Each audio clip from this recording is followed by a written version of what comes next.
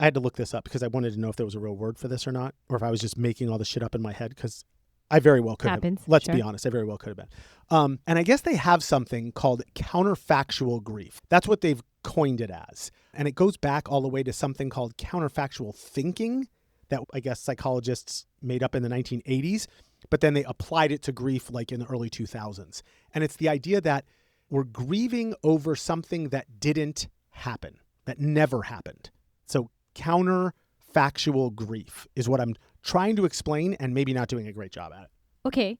Then what is, I guess, the point of counterfactual grief and recognizing it and accepting it or getting past it? Because it really just sounds like kind of like midlife crisis. So the how do you get past it part is tough because I don't know that I have any great recommendations for that yet. But the midlife crisis part, it's not the same thing to me. It's just not. This one's more about realizing my life's just changed and like I didn't give it permission to change. That's all. And maybe it's about me getting old. I fully admit that it might be about me just flat out getting old because I think about my niece just got married. Shout out to Bert and Savannah. You're awesome. First time I ever officiated a wedding. Look at you. I'm very excited about that. Anyway, New resume line. but like totally.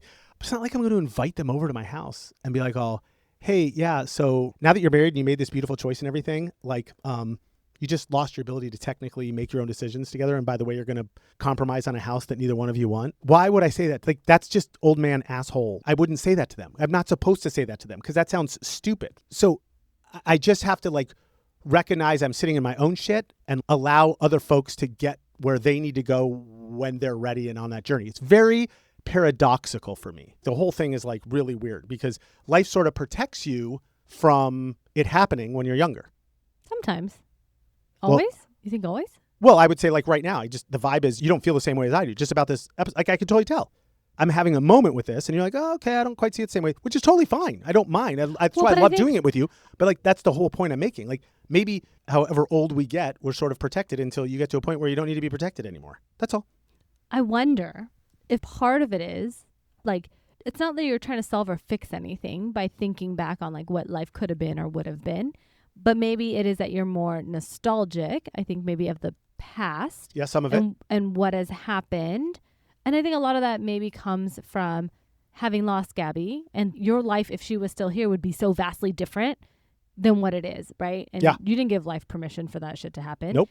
And even conversely, like you working and not being able to homeschool your kids, or, you know, I mean, I think you're an excellent father, so I'm not downplaying that at all. But I think maybe more so what you're doing is that you're sitting in it and thinking about what could have been, because now you're processing what your life has meant, what your legacy has meant. Now you're looking at the lens through your kids' view, which I think is different because like the lens from my kids' view is very simple.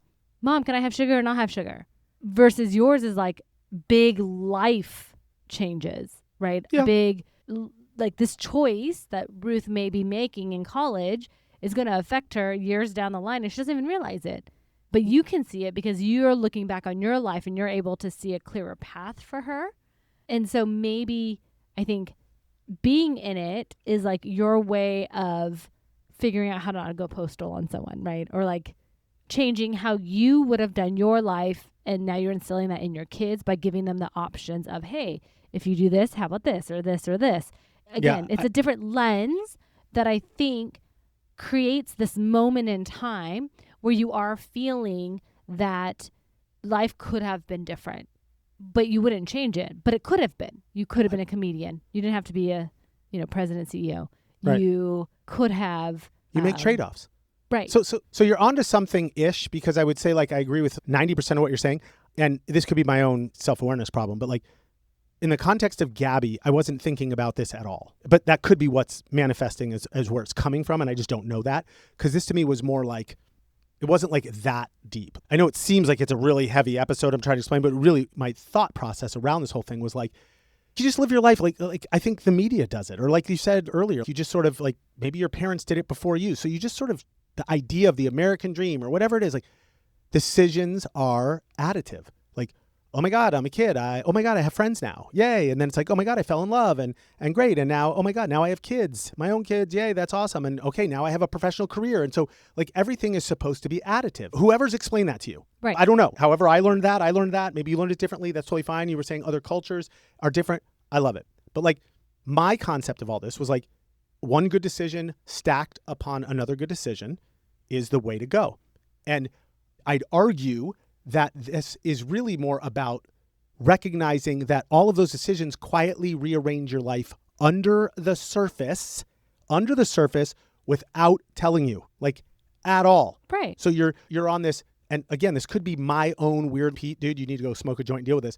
You're on this path and like, you don't even realize parts of your body you stop using and other parts you start using more. It's like your muscles. It's like the same thing when you work out. If you work out your muscles, they stay like good. Otherwise, they atrophy. I mean, that's with anything. That's with anything about having muscles this and is the same exact point using a muscle. Yes. But again, I think when we're looking at it through that lens, because you're just saying like all your good decisions don't just add up, right? It rearranges your life and the path that you're on. Like it's a little bit of navigating, right? And I think you're able to do that better because you are farther out.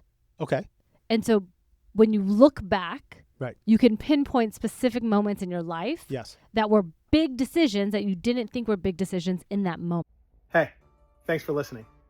If you like this content, subscribe, leave a review, and share with us your episode ideas. We'll pretend like they're ours and pass them off as our own. If you like this short and want to watch another, click here. If you want to catch a whole episode, click here.